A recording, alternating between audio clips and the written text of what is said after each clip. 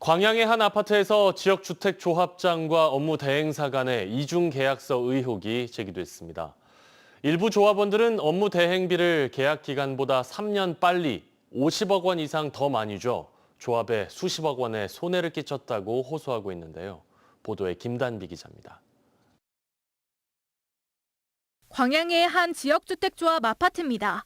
전체 772세대 규모로 조합원에게 463세대를 공급하고 나머지를 일반 분양했습니다.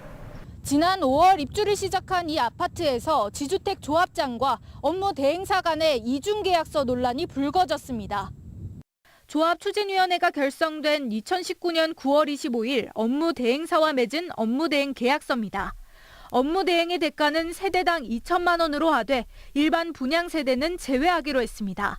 단 일반 분양수가 전체 20%를 넘을 땐 대행비를 2,200만 원으로 정했습니다.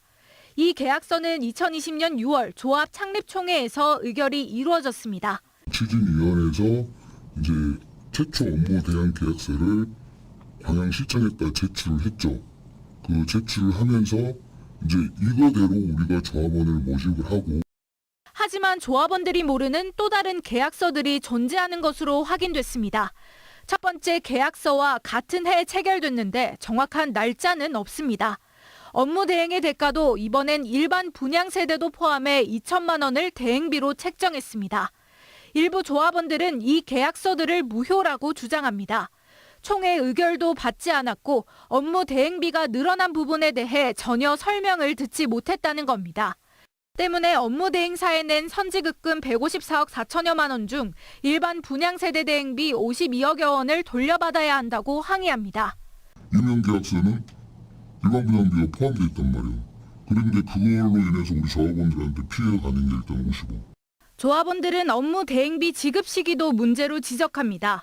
아파트 준공이 되지도 않았는데 조합장이 계약 기간보다 3년이나 빨리 대행비를 내버린 겁니다. 거의 업무 대행사 편에서만 이야기하고 다 맞다. 결국 한 조합원은 업무상 배임죄로 조합장을 경찰에 고소했습니다. 조합장은 경찰 수사 중이기 때문에 말을 할 수 없다며 일부 조합원들이 제기한 문제는 사실이 아니라고만 답했습니다. 경찰 조사 중에 있으니까 제가 경찰 조사 나오면 얼마든지 다틀던지 뭐. 광양시는 업무 대행사와의 계약 변경이 있는 경우 조합원에게 공개하는 것이 맞다며 홈페이지에 알렸는지 등 증빙 자료를 지역주택조합에 요청했습니다. MBC 뉴스 김단비입니다.